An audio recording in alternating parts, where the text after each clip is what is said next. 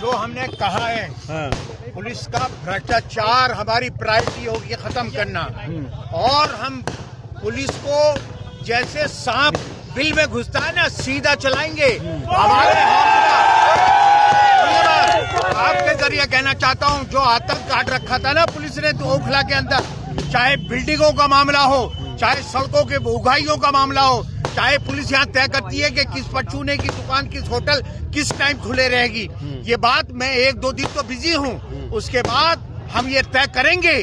किसी कीमत पर अपनी कौम और मिल्लत के खिलाफ पुलिस की जातियां बर्दाश्त नहीं करेगी। मैंने फिर कहा कि मैं अमानतुल्लाह नहीं हूँ, डर के घर बैठ जाऊंगा, और उससे ज्यादा जोश और खरोश से पुलिस के भ्रष्टाचार और पुलिस जो अपनी कौम और मिल्लत के खिलाफ जातियां कर रही है, किसी कीमत पर भी, चाहे मुझे 10 बार भी जेल जाना पड़ेगा, मैं उससे ज्यादा और हौसला और हिम्मत से लड़ूंगा। और मैं अपने तमाम सपोर्टर्स और अपने लोगों से कहना चाहता हूं कि मेरी अरेस्टिंग 2 मकसद थे। एक तो जो ये बिल्डर था अमानतुल्लाह और वाजिद, दोनों बिल्डर हैं जो पुलिस को एक कमाई का बहुत बड़ा जरिया थे। उन्हें लगता था कि अगर वाजिद हट जाएगा तो कौन यहाँ बिल्डिंग बनाएगा, हमें पैसा मिलेगा या नहीं मिलेगा। दूसरा ये था कि आसिफ का मॉरल तोड़ दो और बेटी को हरा दो। ये तो जवाब ओखला की पब्लिक ने दे दिया कि हरीबा को वोटों से, बहुत अच्छे वोटों से जिताया। और उसके बाद मैं फिर आपसे कह रहा हूँ कि पुलिस मुझे अमानतुल्लाह ना समझ ले। आपकी जिस तरीके से अरेस्टिंग हुई, जिस तरीके से आपको रखा गया, क्या हुआ था उस, अगर देखिए पुलिस को, हम तो रात से ही बैठे थे कि अभी चल रहे थाने, सुबह को चले जाएंगे, FIR हो गई, आप तो यहाँ मौजूद थे। इस तरह की अरेस्टिंग करके पुलिस मेरा मॉरल तोड़ना चाहती थी, और मैं आपको यकीन देता हूँ कि मैं पिछली बार से भी ज्यादा हौसले और हिम्मत से पुलिस की जुबान दे रहा हूँ, मैं जुबान दे रहा हूँ, है ना। और मैं उनमें से नहीं हूं कि इन चीजों से मैं घबरा के और इन चीजों से लड़ जाऊंगा। ना हरीबा मेरी बेटी ना इन चीजों से घबराने वाली है। ये तो हमें बहुत लंबी लड़ाई लड़ती है, ये यहाँ अगर एंड हो जाएगा। हमने आप लोगों पे एक बार फिर भरोसा जताया है, पूर्व पार्षद को, सिटिंग काउंसलर को हराकर इतनी बड़ी जीत आपके लिए और आपके परिवार के लिए क्या मायने रखती है? देखिए ये बात मेरे और मेरे परिवार की बात नहीं है। हमने हमेशा अपने हल्के के कौम मिल्लत के मसाइल पर हर जगह हम बोले, खड़े हुए। ना हम बिल्डर हैं, ना हमने कोई घोटाले किए हैं। हमने हकूक बिल्कुल, एक कहते हैं कि अपने हमेशा ये कहा कि अपनी कौम और मिल्लत का हौसला बुलंद रहे और वो कोई जाति बर्दाश्त ना करें। और मैं आपके चैनलों के जरिए फिर कहना चाहता हूं, और मैं तमाम जामिया नगर के लोगों से अपील करता हूं, अगर कहीं पर भी सुई की नोक की बराबर एडमिनिस्ट्रेशन या पुलिस की जाति किसी कीमत पर भी बर्दाश्त न करें, मुझे फौरन फोन करें और मैं वहां हरीबा भी पहुंचेगी और मैं भी पहुंचूंगा। और उससे पिछली बार से ज्यादा हम अपने लोगों से प्यार करते हैं, मोहब्बत करते हैं, जिन्होंने हमें बार बार मौका दिया है चुन के। और अगर पिछली बार कुछ हमसे गलतियां रही हैं, उनको नजरअंदाज करके सिर्फ और सिर्फ हम ओखला की भलाई और अपनी कौम और मिल्लत की लड़ाई लड़ेंगे और हर हक और इंसाफ की लड़ाई लड़ेंगे। किसी कीमत पर भी हम पुलिस की जातियां बर्दाश्त नहीं करेंगे। सियासी बात करें, कांग्रेस की तरफ एक बार फिर रुख किया है मुसलमानों ने, आप और कांग्रेस के लिए कितना मायने रखता है? देखिए बहुत मायने रखता है। इंशाल्लाह ये मौका आएगा। देखिए थोड़ा थोड़ा आहिस्ता आहिस्ता समझ में आएगा। पिछले 2 इलेक्शनों से, 3 इलेक्शन से अगर पार्लियामेंट का देखें, 2 असेंबली का, पार्लियामेंट का, तो आप ये देखेंगे कि आम आदमी पार्टी की तरफ को 100% मुसलमानों का रुझान था। लेकिन इस बार दिल्ली के अंदर भी कम से कम मुसलमानों की ये बात में समझ में आ गया कि अरविंद केजरीवाल RSS की देन है। और ये हमेशा, मैं तो कह रहा हूँ, ओवैसी साहब को भी ये बात कह रहा हूँ कि ये दोनों जहां पहुंचते हैं वहां कांग्रेस को, बीजेपी को पावर में आने का मौका देते हैं। इसकी मिसाल गुजरात हैगी। गुजरात में अगर अरविंद केजरीवाल ना पहुंचता तो कांग्रेस बराबर की लड़ाई लड़ती। लेकिन अगर हिमाचल प्रदेश में अरविंद केजरीवाल का सुपड़ा साफ था, इसलिए हिमाचल प्रदेश में कांग्रेस ने हुकूमत बनाई। और इंशाल्लाह मुझे यकीन है कि मुसलमानों के साथ साथ दिल्ली के अंदर और तमाम लोग भी महसूस करेंगे और इंशाल्लाह बड़ा बदलाव आएगा। पुलिस का रवैया कैसा था आपके अरेस्टिंग के बाद? देखिए पुलिस का रवैया मेरे साथ तो, देखिए वो क्या था, मुझे अंडर प्रेशर करना चाहते थे। मैं अक्सर ये बात कहता था कि अमानत को उन्होंने अपने प्रेशर में ले लिया और अमानत अब जो है किसी मामले में बोलेगा नहीं, लेकिन आसिफ उसमें से नहीं है। देखिए आसिफ को यहाँ से जिस तरह से वो मतलब हवा में ही ले गए, मुझे इतने लोगों की जरूरत नहीं थी। अगर वो आते पिछली बार की तरह अरेस्टिंग करना है तो मैं 7 साल चलता। वो इतने लोग घूम गए कि मैं हवा में ही ले जाके मुझे कुर्सी उसमें कार में बिठा दिया, जमीन में पैर ही नहीं लगे मेरे। इतने लोग थे वो, कम से कम 300-400 पुलिस वाले रात को 2 बजे। और जो तरीका था वो मुझे डिमोलाइज करने का तरीका था कि इसको दिमाग पॉलिटिकल साजिश के तहत इस तरीके से किया गया था आपके साथ? देखिए पुलिस को सबसे बड़ा खतरा ये था कि हमारी उगाही यहाँ बंद हो जाएगी। अभी तक जो पुलिस का आतंक था ना, मैं खाली शाहीन बाग थाने का नहीं कह रहा, मैं जामिया नगर थाने को कह रहा हूँ कि भ्रष्टाचार पुलिस का किसी कीमत पर भी बर्दाश्त नहीं करेंगे, जातिया नहीं करेंगे। और अगर जिस तरह से आवाज नहीं आएगी क्या फायदा, जिस तरह से यहाँ के आम लोगों को टेरराइज करते हैं, थाने में अंदर घसीट के लेके वहाँ पिटाई करते हैं, ये अगर हमने सुन लिया कि पुलिस वाले ने किसी के डंडा मारा, बैत मारा, या किसी बिल्डिंग पे एक तरफ तो पुलिस कमिश्नर ये कहते हैं कि हमने सर्कुलर जारी कर दिया, बिल्डिंग पे कोई पुलिस वाला नहीं जाएगा। आज सबसे बड़ी उगाही यहाँ पर अनऑथराइज्ड कंस्ट्रक्शन पे पुलिस की उगाही है। कंस्ट्रक्शन पे सबसे बड़ी उगाही पुलिस की है यहाँ पर। ये बात हम कोई लेना देना नहीं है कंस्ट्रक्शन से, न तो करवाने में न रुकवाने में, ये पुलिस कमिश्नर कहते हैं। लेकिन सबसे बड़ा सोर्स ऑफ इनकम भ्रष्टाचार का दिल्ली पुलिस पर और हम शाहीन बाग और जामिया नगर थाने में देखते हैं कि कंस्ट्रक्शन पर है। दूसरा आप ये महसूस करेंगे कि कुछ होटल और कुछ दुकानें पूरी रात 2-2, 3-3 बजे तक खुली रहती हैं, लेकिन गरीब गुरबा जो गलियों में छोटे छोटे कारोबार रहते हैं 9 बजे से पुलिस वहां डंडे मारने लगती है और बंद करवाती है, क्योंकि बड़े होटल से, बड़े कारोबारियों से, बड़े रेस्टोरेंट से 1-1 लाख रुपए महीना रात को खोलने का पुलिस लेती है। अगर 11 बजे का कानून है, दिल्ली सरकार का एक नियम है कि 11 बजे सारे कॉमर्शियल चीजें बंद हो जानी चाहिए, तो फिर सबकी बंद होगी। पिक एंड चूज पुलिस का नहीं चलने देंगे, किसी कीमत पर भी नहीं चलने देंगे। आसिफ साहब क्या अरीबा को क्या टिप्स देना चाहेंगे आप? पार्षद मुझे क्या अमानतुल्लाह साहब को आप सीधे टक्कर दे रहे हैं यहाँ से, क्योंकि आपने कहा देखिए मैं एक बात मैंने क्या कहा कि पुलिस एडमिनिस्ट्रेशन मुझे अमानतुल्लाह ना समझे कि मुझे अंडर प्रेशर करके मुझे घर में बिठा देगी या मेरी बेटी को बिठा देगी। हम सड़कों पर लड़ाई लड़ेंगे, डबल लड़ाई लड़ेंगे। कल परसों में ठीक है, 1-2 दिन हमें लगता है कि कल आए हैं, लोगों से मिलेंगे जुलेंगे, लेकिन 2-3 दिन के बाद आप महसूस करेंगे कि ये सब हम जातियां किसी कीमत पर भी बर्दाश्त नहीं करेंगे, चाहे 10 बार जेल जाना पड़े हमें।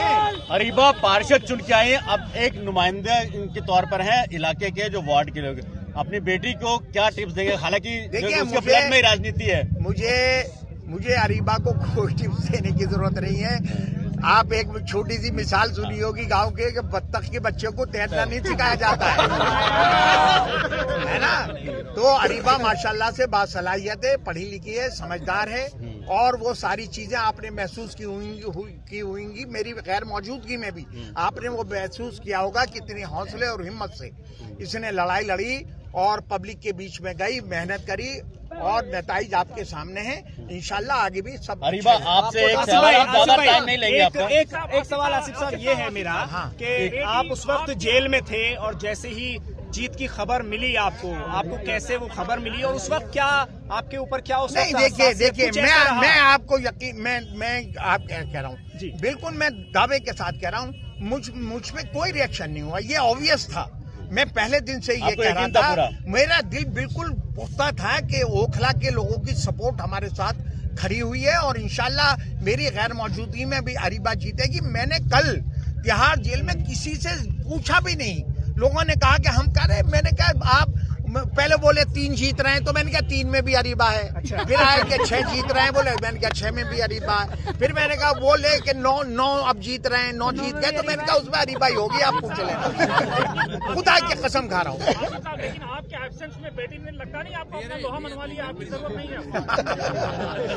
इस बात का ये सबूत है कि हम बड़े हौसले और हिम्मत से लड़ाई लड़ेंगे और इंशाल्लाह कहीं ये महसूस नहीं होगा, कहीं मैं लड़ूंगा, कहीं अरीबा लड़ेगी, है ना, और दोनों मिल के भी लड़ाई लड़ेंगे। आपने कहा था अमानतुल्लाह की उल्टी गिनती शुरू हो गई है। देखिए ये तो अब जनता तय करेगी। जैसे सुनिए तो बात तो सुनिए, देखिए आप लोग मत बोलिए। अरे रुको, जिस तरह से वाजिद और वो सारे बिल्डर जो उसकी सपोर्ट में थे, उन्हें भी अपने पैसे पे और बहुत ज्यादा गुरूर था कि हम खरीद लेंगे। उन्होंने 2-3 करोड़ रुपया खर्च करे, कोई फर्क नहीं पड़ता है। उसका नतीजा वो उसे वाजिद ने भुगत लिया। उसे भी यह था कि मुझे कोई हरा सकता है, उसने भी ख्वाब में नहीं सोचा था। ऐसे अमानत भी नहीं सोच रहा है। अभी वो कौम का वो बनना चाहता है, वो अशफाकुल्ला खां, और उसे लोगों ने मैं आपको सही बात बता रहा हूँ, उसके जहन में उसके चमचों ने ये डाल दिया है कि भाई तुम तो दूसरे आदम खां हो, तुम तो अशफाकुल्ला खां हो, कोई उसे जीना बता रहा है। वो गलत फहमी में बहुत मुब्तला है। इंशाल्लाह वो भी बहुत जल्दी नताइज, 2 साल की बात है, वो भी नताइज आपके सामने आएंगे। आसिफ भाई, जब आपको लेकर जा रहे थे तो आपको डर नहीं लगा कि बेटी अकेले नहीं, देखिए इन चीजों को फेस करना, हमने कभी अपना मॉरल नहीं तोड़ा, न टूटने देंगे। ठीक है, पुलिस ने पूरा प्रेशर बनाने की बात की और कुछ चीजें उन्होंने ऐसी इस्तेमाल करी जो मैं आपको पब्लिक के बीच में जाऊंगा। तमाम मुसलमानों के लिए उन्होंने, पूरे मुसलमान कौम के लिए जो 3rd ग्रेड के अल्फाज इस्तेमाल किए हैं। आप बताइए ना। मैं ये बात परसों को थाने जाऊंगा SHO से पूछने कि इन पुलिस वालों को बुलाओ और इन्होंने क्या क्या पूरी कौम के लिए शाहीन बाग से जाकिर नगर तक के मुसलमानों को किस तरह से गालियां दे के और जो अल्फाज इस्तेमाल किए हैं, ये बात मैं परसों थाने जाऊंगा अकेला पूछने के लिए, और मैं कहूंगा कि इसको बुलाओ और इसको बुलाओ। ये क्या कह रहा था वहां पर? मैं जब लॉकअप में था तो जो बाहर बैठे हुए थे पुलिस वाले, वो शाहीन बाग थाने के, और वो जो यहाँ के मुसलमानों के लिए अल्फाज का इस्तेमाल आपस में कर रहे थे, वो बात मैंने थाने में जो पवन SHO बना हुआ है उससे मैंने थाने में कस्टडी में कहा। जब मजिस्ट्रेट से पहले मैंने कहा यहाँ गुआर, मैंने कहा इससे बुलाइए कौन है, मैंने कहा ये कह रहा था वहाँ, तो उसने कहा मैं आसिफ भाई माफी मांग। मैंने कहा माफी नहीं, ये तुम सब मिले हुए हो। कह रहा इसकी गलती है। मैंने कहा रुक जा, मैं बाहर आऊंगा तो ये बात पूछूंगा। क्या मुसलमानों के लिए अपशब्द का इस्तेमाल किया बहुत गया? बेइंतहा 3rd ग्रेड के अल्फाज का इस्तेमाल। आसिफ साहब, अरीबा जिस तरह आपको पकड़ के चिपटी, लगता है दोबारा जान नहीं देना चाहती है। नहीं ये तो बाप बेटी का है। इंशाल्लाह सब हम। अच्छा अरीबा, अब ज्यादा लंबा टाइम नहीं लेंगे आपसे। अरीबा, आपसे जानना चाहेंगे, वालिद घर आ चुके हैं, अब क्या लगता है डबल पावर के साथ अब पूरी तरीके से मैदान में उतरने को तैयार हैं? जी बिल्कुल। देखिए, पहले भी हम तैयार थे और जब हम पावर में नहीं थे हम तब भी जुल्म और ज्यादती के खिलाफ हमेशा खड़े रहे। हमारे वालिद साहब हमेशा खड़े रहे। पिछले 8 सालों में जब भी आवाम को जरूरत पड़ी, हमारे वालिद साहब हमेशा सबके बीच खड़े रहे, मौजूद रहे, और अब अल्लाह ने एक मौका दिया है, आवाम ने एक मौका दिया है। इंशाल्लाह अब और ज्यादा ताकत से जुल्म और ज्यादती के खिलाफ लड़ाई लड़ी जाएगी। जो वादे किए थे, मतलब ये माना जाए 1 हफ्ता तो आसिफ साहब ने कहा तो काम करने लगे, 1 महीने का लिया। आसिफ साहब, आप ही का वादा था कि आपने कहा था वीडियो रिकॉर्ड में रखना, अब आपको मौका दे दिया। मैं ये कह रहा हूँ अरीबा कल से है। आप कूड़े के मामले में जो ढेर हैं, मैं फिर आपको कह रहा हूँ मैक्सिमम एक महीना हो सकता है, लेकिन 1 महीने की नौबत नहीं आएगी। 1 हफ्ते में भी आप तब्दीली उनमें महसूस करेंगे। पहले से भी महसूस करी होगी और 2-4 दिन में आप महसूस करेंगे। और जो पुलिस की उगाही है ना इस एरिया में, उसका भी आप महसूस करेंगे। 2-4 दिन रुक जाइए, 1 महीने की नौबत आपको सुनने को मिलेगी नहीं। इंशाल्लाह शिकायत आपको 1 महीने के बाद।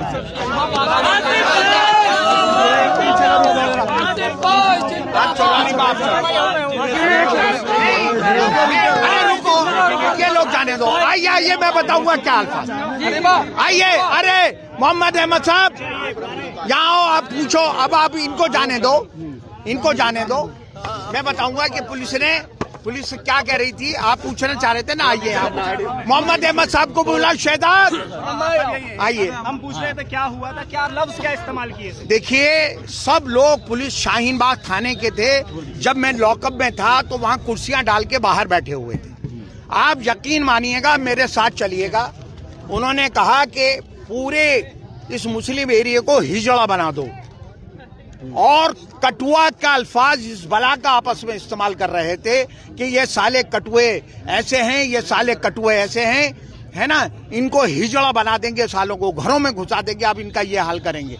इस तरह के न जाने कितने अल्फाज इस्तेमाल करें। इसलिए मैं आपसे कह रहा हूं कि कल तो मैं जरा सा बिजी हूं, मेरी कोर्ट डेट भी है एक और केस में, परसों मैं एसएचओ के पास जाऊंगा और मैं कहूंगा कि इसे बुला, अब मेरे सामने कहलुआ कौन कौन सा क्या, और शक्ल बताऊंगा कि ये पुलिस वाला कटुए, मुसलमानों के लिए कटुए का इस्तेमाल कर रहे थे, मुसलमानों को हिजड़ा बनाने की बात कर रहे थे, है ना, और मुसलमानों को सालों को घरों में घुसा दो, ये अल्फाज इस्तेमाल कर रहे थे। मैं झूठ नहीं बोल रहा, मैं आपसे कह रहा हूं कि मैं ये परसों एसएचओ से थाने के अंदर अकेला पूछने जाऊंगा।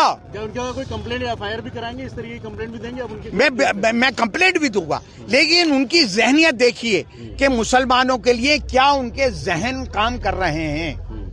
ये जहां से ये उगाहियां कर रहे हैं, उनको कटुआ बोल रहे हैं, उनको हिजड़ा बनाने की बात कर रहे हैं, उनको घर में घुसाने की बात कर रहे हैं। इसका हिसाब किताब तो मैं मांगूंगा। चलिए, ये जनता तक हमारे से जरिए पहुंच जाएगा, लेकिन उसके बाद आसिफ मोहम्मद खान आप किस तरह से जाके लोगों को ये बताएंगे कि ये सब चीजें हुई हैं आपके साथ? ये जातिया में हैंडबिल भी निकालूंगा ये अल्फाजों के साथ, और मैं पोस्टर के जरिए भी लोगों को बताऊंगा, और हमारी सबकी फिर जिम्मेदारी बनती है कि हम पुलिस की उस जहनियत के खिलाफ लड़ाई लड़ें। ये जरूरी है। अब घर बैठने का टाइम नहीं है। अगर आप अमानतुल्लाह की तरह मुझे घर बिठाना चाहेगी पब्लिक, मैं तय पूछ लूंगा कि आप चाहते हो कि मैं दूसरा अमानतुल्लाह बन जाऊं या मैं लड़ाई लड़ूं। अगर लड़ाई लड़नी है तो पूरे हल्के को मेरा साथ देना होगा। मैं सड़कों पे लड़ाई लड़ूंगा, लिखत पढ़त में भी लड़ाई लड़ूंगा। पुलिस की जातियां, पुलिस का भ्रष्टाचार, पुलिस की उगाहियां किसी कीमत पर भी नहीं होने दूंगा। यहाँ पे कहा गया कि आपके साथ काफी ज्यादा मारपीट भी की गई। नहीं, देखिए, मारपीट तो नहीं की गई, लेकिन यहाँ से जिस स्टाइल में लेकर गए धक्के मुक्के करते हुए, है ना, अगर मुझे वैसे भी लेके जा सकते थे। उसका मकसद ये था कि मुझको टेरराइज करना। वहां पर जब मैं लॉकअप में था तो कम से कम 8-10 शराबी पुलिस वाले बैठे हुए थे, जो इस तरह की थाने, शाहीन बाग थाने के थे, सारे शराबों में धुत थे वहां पर।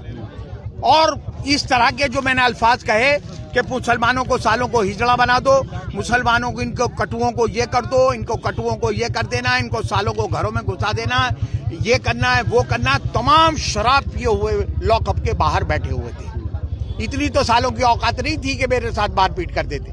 लेकिन हाँ, मुझे जिस तरह से वो लेकर गए, मैं उसको भी एक जाति मान रहा हूँ, और मैं कह रहा हूँ कि उसका भी हिसाब किताब इनसे मांगूंगा। उसका भी हिसाब किताब इन्हें चुकता करना पड़ेगा। ऐसा आपको किन शर्तों पर जमानत दी है? देखिए, कोर्ट ने, जहां तक मैंने सुना, कोर्ट ने यही बात कही है कि भीड़ लेके थाने नहीं जाएंगे। ठीक है ना, तो मैं भीड़ लेकर नहीं जाऊंगा, मैं अकेला जाऊंगा। मुझे थाने में भीड़ ले जाने की, मैं सालों से उनसे कोई डरने वाला हूँ क्या? तो भीड़ लेकर जाऊंगा, मैं अकेला ही काफी हूँ उनके लिए। आप बेफिक्र हो, इनका भ्रष्टाचार नहीं होने दो।